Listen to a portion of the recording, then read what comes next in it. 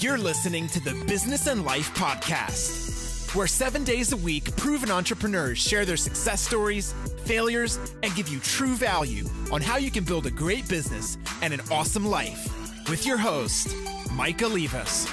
What's up, guys? This is the best of episode. This is a great way for you to get the best advice for some of the best entrepreneurs out there. So if you love what you hear, make sure you go back to that episode. So they're all in order for the week. If you like Soundbomb number 1, go back to that episode on Monday. If you resonate with that interviewee's advice on number 3, Soundbomb, then go back to that episode on the Wednesday prior and listen to them more in depth and hear their business and life story. Enjoy, but more importantly, implement. Stay in your own lane and keep your blinders on. And you can reverse that. Keep your blinders on, stay in your own lane, however you want to word that. But those are two big things for me, because one of the things I battled with was that comparison syndrome, right? I'm not enough. He's already been doing it for much longer than me. Who am I to be in this space? You know, all the things that come up for us. And I will preach all day long. Have your mentors, have your coaches that you're pulling from, have the people who you know are leading you in the right direction, who have your intentions, who are looking out for you. But what you have to also be careful is you don't over intake. You don't take into the point where you're like paralyzed because you're comparing yourself to everyone else in the space, and then you lose who you are. So it's like, I got to do it his way or her way and this way. That's the winning formula.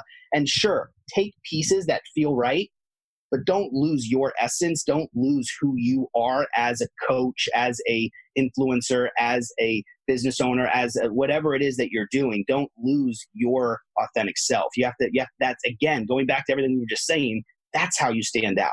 That's how you shine. Be careful who you partner with. I just got out of my second very, very painful and expensive breakup.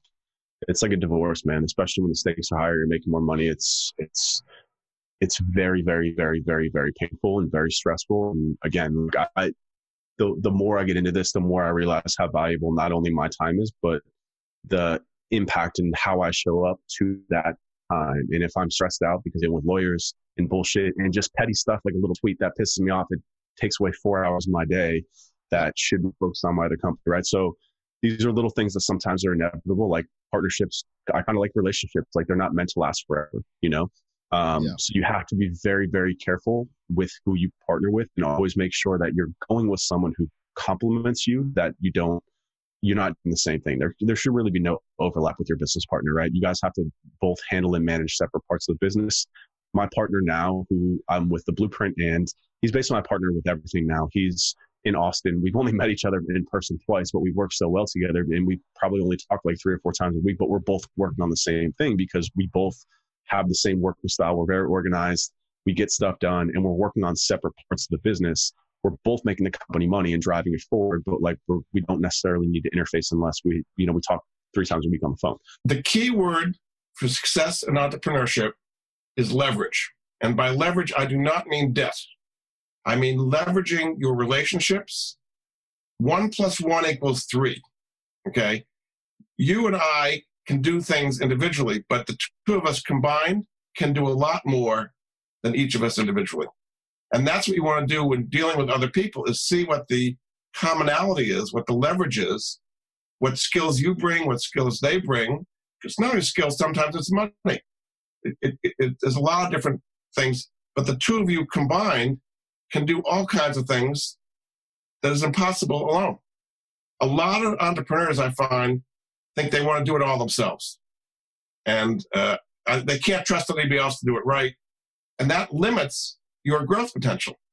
What makes it unlimited is operating leverage, I guess you might say. I mean, let's just take a dramatic example. Bill Gates is sitting there in his dorm room at Harvard, and he's got this idea for software, for this crazy thing called Microsoft, you know.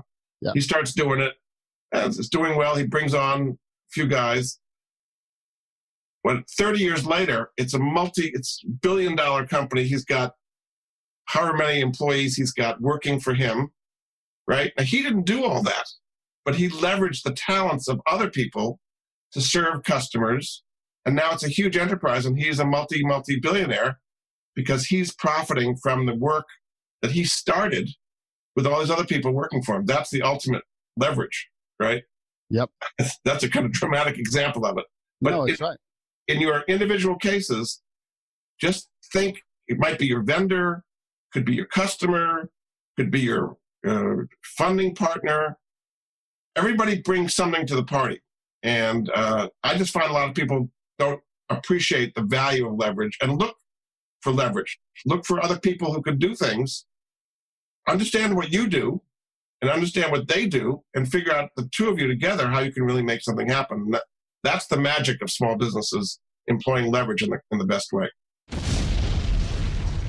I've had fun in everything that I've done, whether it failed or succeeded, man. It was at that point, it was the time of my life. And man, life is about that. It's really loving what you do, enjoying your life. And that's not an accident. Like, I love what you said before, we're blessed. People used to say to me all the time, man, you're so lucky. And I go, lucky? What do you mean lucky? This is a design. I'm an architect of my life. So you're an entrepreneur, man. Do what you love with the people you love doing it with. And I've made money, man, doing that way. And I've enjoyed every moment of what I've done, win or lose. And right now I'm having the time of my life again. And I have no idea what the outcomes are going to be. I don't really care.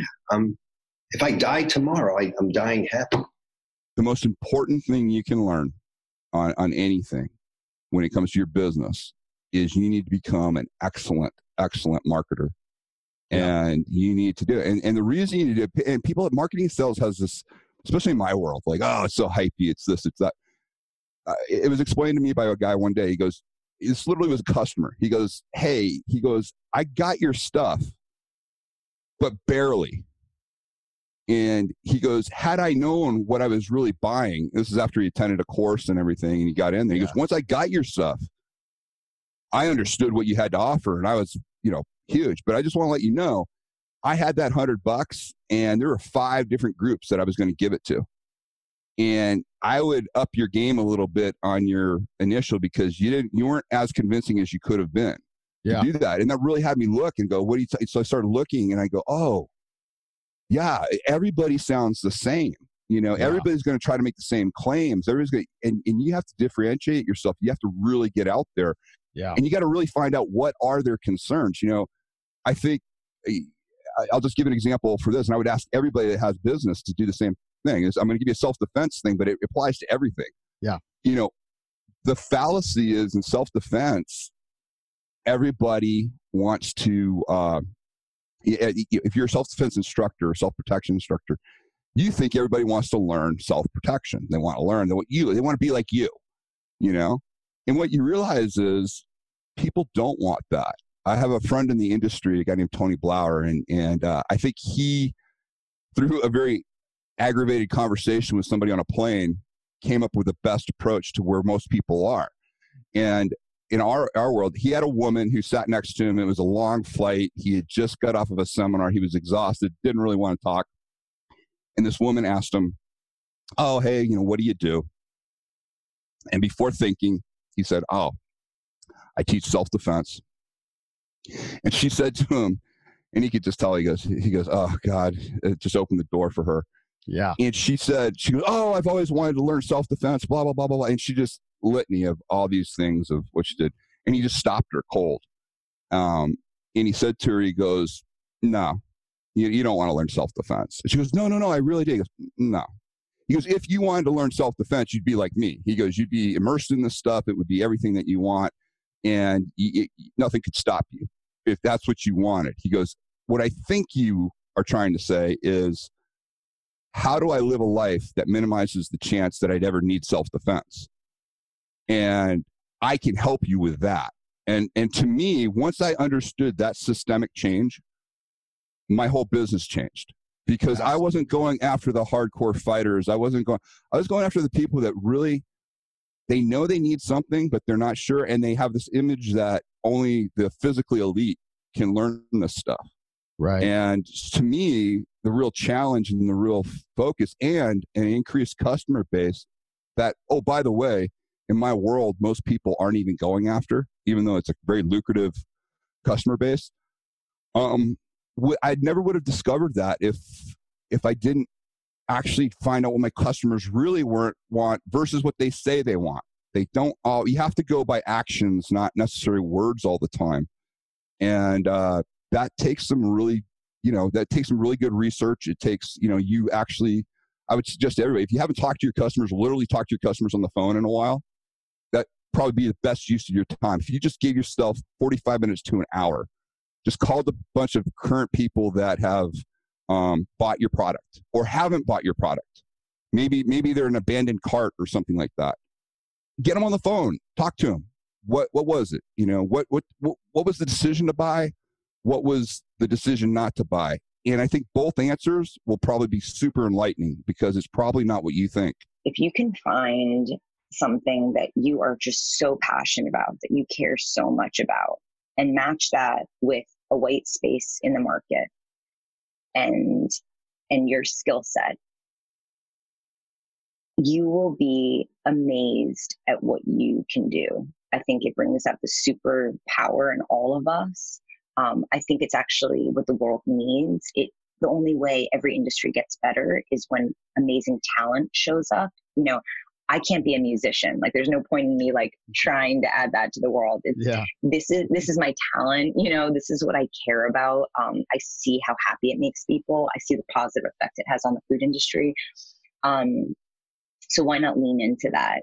And why not, monetize it and make it not just my passion, but like how my lifestyle, like my livelihood, and why not create a company that then employs people and, is a great place to work. So I just, I think that if you can really find something that isn't just like a job or a good idea, it's something that really deep inside you're passionate about, the mission behind it or the purpose, you'll be amazed at how equipped you can become, and in that industry and just what you can grow into.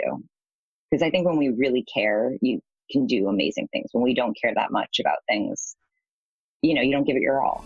Life Nation, you got to remember that in order for things to change, you must change.